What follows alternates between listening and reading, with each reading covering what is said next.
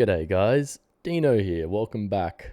Today we'll be jumping into a new Satisfactory world, so let's go find out how badly we can mess it up. Now, to start off, we have to pick our difficulty, and honestly, I thought the first three seemed way too easy, right? Like, I want a decent experience, so we may as well jump into the hardest difficulty there is, right? Ain't no other choice. So yeah, we selected the hardest difficulty, and well, that certainly harder, that's for sure. Wow, yeah, this game looks beautiful. It's been a while since I played this. Oh, I've already broken the game. No, I've already broken the game though. And yeah, 10 seconds into the game, it's already broken. Now that's quicker than expected. It's certainly going to be a unique playthrough though, that's for sure. And would you look at that? There's a present that's fallen from the sky. And let's go pick it up. I'm going to open a present while I wait for you. Oh yeah, and one thing I forgot to mention is me and MrCheese aren't even in the game together yet. It took us like 10 minutes just to connect together. So I spent most of that time just collecting a couple of presents to start. And a couple of bushes here and there too. So once me and MrCheese met up, we decided we had to find a base location. So what we did first was check where the ores were around us so that we could find a good location to optimize the best performance, you know, the best factory outcomes. So we found a decent area here with a bit of ore, you know, relatively close for both copper, limestone, and also iron ore. And so we plopped down a base and we were underway. We also found out that we can build another crafting station as well as an equipment workshop outside of the initial building. Now, although we did find ore near our base of all copper, limestone, and iron, we did also find out that they're all impure. Now, impure iron, impure copper, and impure limestone all produce only 30 output, right? Normal is 60, and pure is 120, so it's quadruple the impure. However, we got unlucky this time and only got impure. But, you know, we got to work with what we got. Now in the back here, you'll notice I'm doing some building. Now this is for the limestone. We're turning the limestone into sandbags, or at least that's the goal. We do, however, need power first. So I'm just setting this up temporarily so that when we get power, we can just hook it right up and it'll be producing us some sandbags. Or concrete, sorry. Now the setup is pretty simple. It's simply just a miner into a storage container, and then the storage container into the crafter crafted into the sandbags or concrete, whatever it's called, and then the concrete gets put into another storage container which is close to our base. So once I had completed a simple setup for both copper and limestone, I decided it was time to get some power sorted. So I built a biomass burner which generates power, and then I hooked it up to both our setups on both limestone and copper. Now I spent the next 10 minutes mining and crafting up some iron ore into iron rods, screws, and also iron plates so that we had enough materials to craft the iron production automation. This was our next step. It was at this point that we started to run a little bit low on power again, so I needed some more biomass so that we can fuel another generator. So I went on a decent trip and collected a bunch of biomass. This here is in 5 times speed, and oh yes, it went on for 10 minutes straight. And now, prepare for the ultimate fight scene.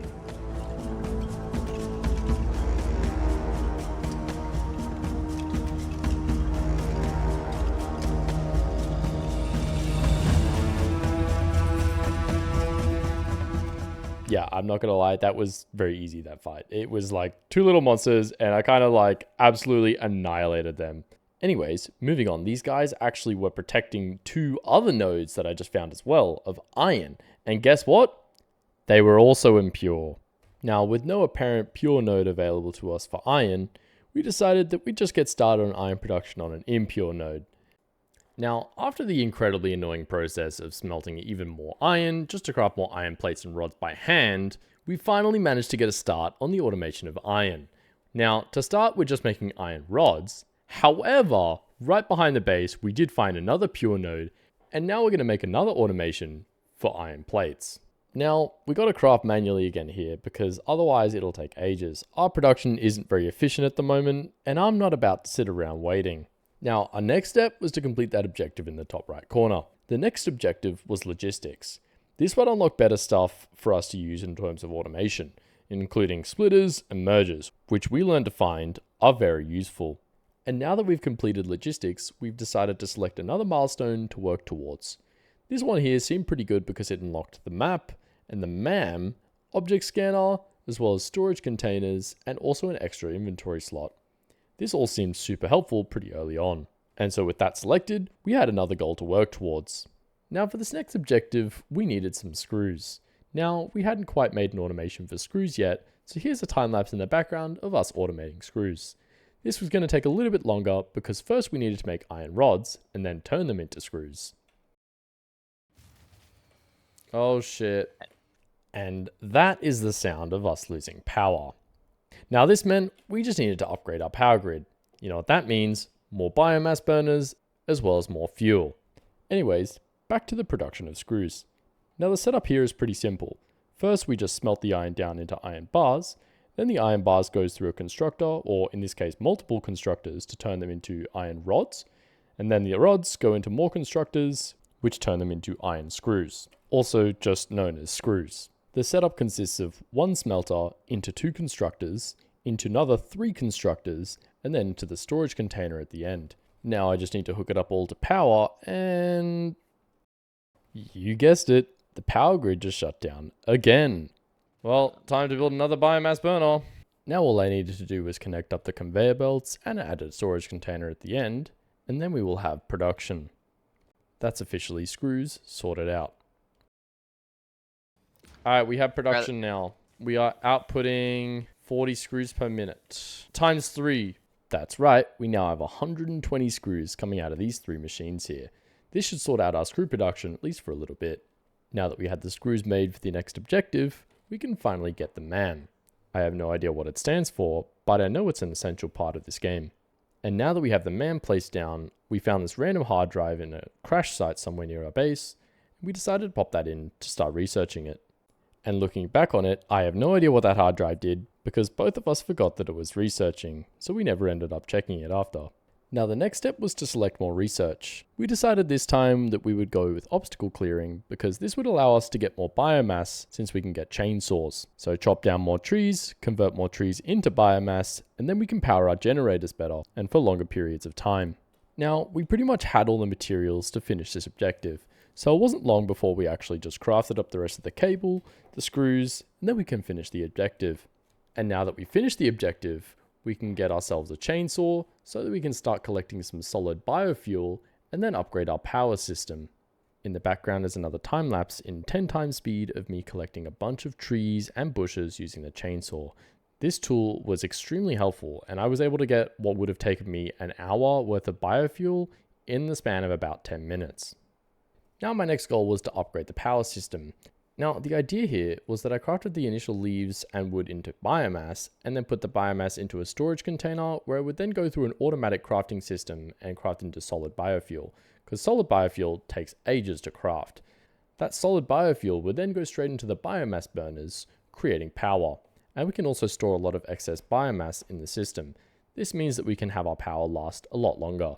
Now with all that complete, it's time to help MrCheese improve on other systems, such as our iron plate production. So, Oh, I'm here to help now if you need. So, yeah. Okay. Where did it come from? Literally like that right here. This is This thing here. No, that's all the other side. That's all the rods. It's this line. I didn't see this. It's like a separate line entirely. Like, now, just for some context, he couldn't figure out where the iron bar production came from. This is the same person that also just disconnected it. Now, I realized something amongst all this. We were both trying to upgrade this system to make it twice as efficient. Now, the problem with that is the input also needs to be twice as much. However, we did not change the input and tried to change the output. We ended up having a 10-minute back and forth trying to argue how much it was getting increased by. He thought 30%, I thought it was getting increased by double. Turns out it wasn't getting increased at all.